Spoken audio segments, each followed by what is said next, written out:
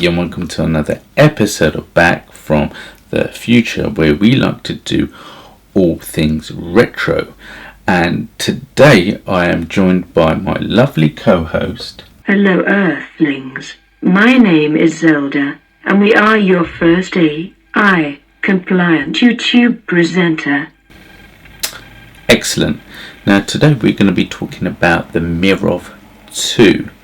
Now when I was a child growing up in the 80s, I fell in love with the Mirov 2. I'd see it all the time on a TV commercial by Norwich Union, and I thought to myself, my God, I'd love to, if I couldn't own this car, maybe one day sit in it or go have a drive in it. You know, it's one of those hero cars from the 80s that you just would like to meet.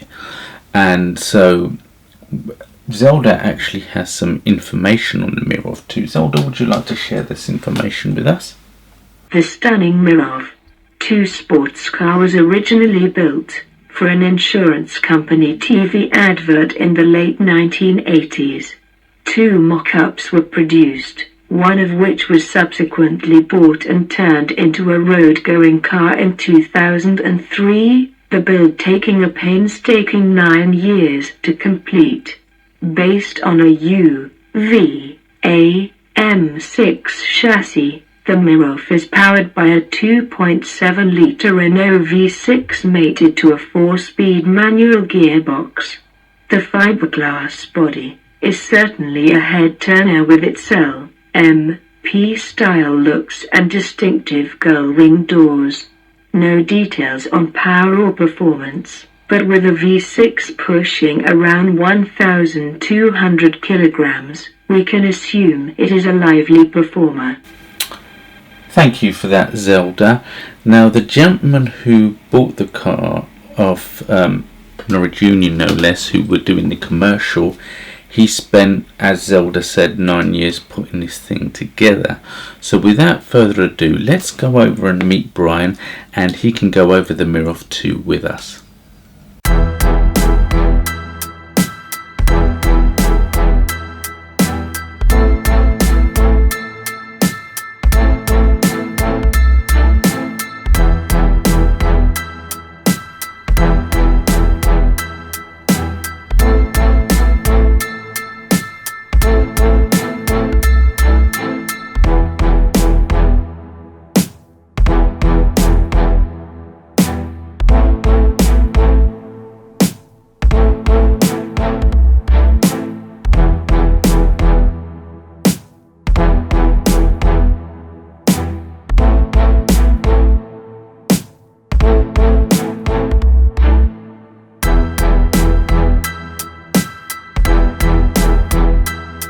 This is Brian with his very unique Russain Supercar, the Mirov 2. Brian, do you want to talk us a little bit about how you got hold of this and you know, how you put this car together?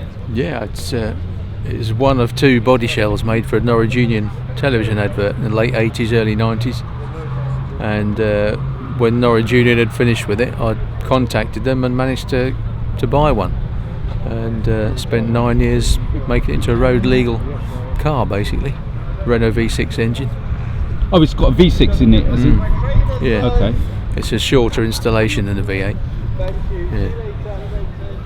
Okay, do you want to go through the car with us and talk us a little bit about it? Interior first. All the panels are made from scratch, like the gull wing doors are made from scratch with the electric windows. Oh, it's got electric windows as well? Yeah. Yeah, they slide down into the doors. Red and black leather interior, all made from scratch again, because there was no interior at all in the car. So it's just have to make it up as you go along, really. There's only so much you can design in advance, because there's always something crops up and you can't do what you was planning to do. So yeah, the seats are built in. They are adjustable, but they're built in because it's tight and spaced in there. But it's comfy ride, yeah. And engine installation. Yeah, do you want to show us a bit of the engine? What we'll do, I'll go around the back. Right, so you've got basically a V6 in here, is that correct, yeah? Yeah, that's from the old... Is that the PV Peugeot Renault Volvo? That's the one, yeah. Same as in the DeLorean, right? Yeah. Okay. So it's a all alloy engine with wet liners, cast iron liners. It's a very good engine, actually, very good. The Renault 30 it came from comes from the late 70s, and that was a front wheel drive car. So all this V6 engine on the Renault was in front of the front axle, all that lump. So which Renault was it again? Renault 30. Okay, right. Which is basically the V6 version of the Renault 20. And so you got the transaxle, which is the front wheel drive transaxle, so you just move the whole lot to the back. The only complication was getting the gear shift to run underneath the engine, but things I had to mount the engine slightly higher than I wanted. The gear shift rod is just a single piece unit, so it worked out really well actually. Yeah. Even managed to put a spare wheel, which does fit front and back. Okay. Do you have any overheating issues or? I have had in the past, but that's only because of like a clogged radiator and faults basically. But when it's all running fine, yeah, there's no overheating. The air is from a huge aluminium scoop underneath the car with a great big, it's actually like a garage door draft excluder with bristles that long. Actually just touches the road, so you get all the air underneath the car going through the radiator. Oh, okay. Where is the radio mounted? Is it here? Yeah. Oh, right. Okay. Oh, Yeah. Wow. Okay. With there's an electric fan in front of it.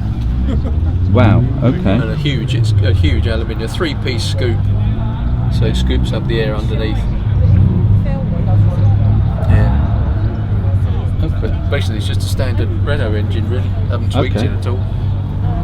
Are you alright to open the front up as well? Yeah.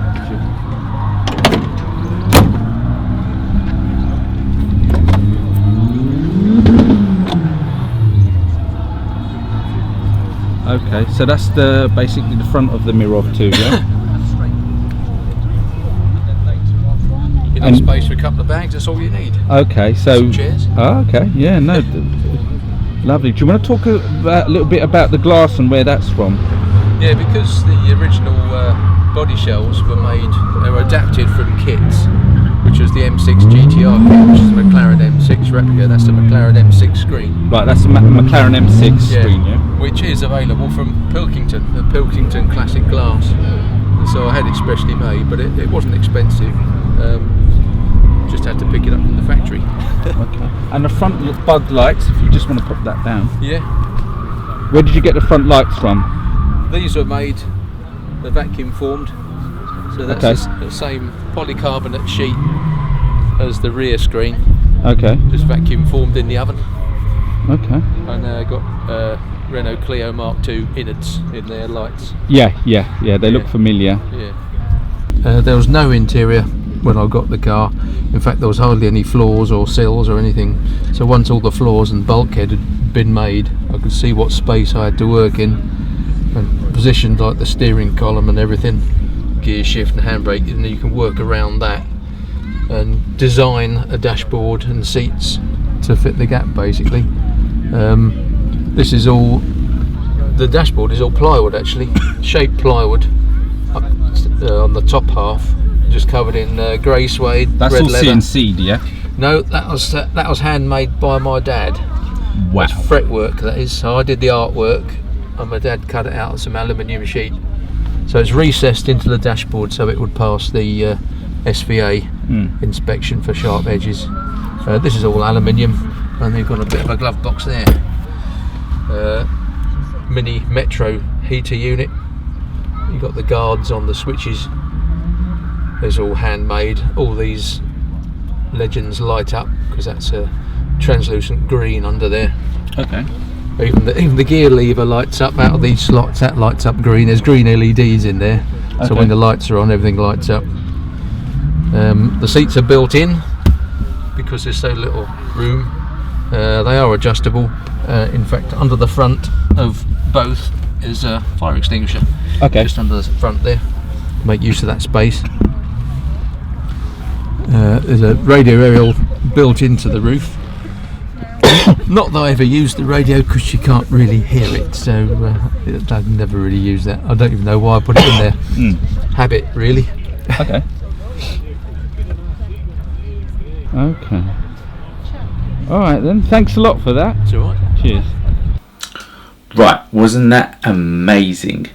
I very much enjoyed basically meeting my hero. I couldn't believe it. Brian, I asked actually Brian if he would actually ever sell the car, and he said he would, but he reckons over the 9 years that he's actually put his blood, sweat and tears, he'd want around about 100 grand for the car. I mean, the thing is, he's clearly in love with the car like we all are, and everyone who's watching this show as well. So it's going to be hard for him to let go of this car, without a doubt. So what more can I say? That's about wraps up the show. Zelda, is there anything that you would like to say? If you liked this video, please feel free to subscribe to our channel, press the bell notification button, and get notified when a new video comes out. Please leave a thumbs up.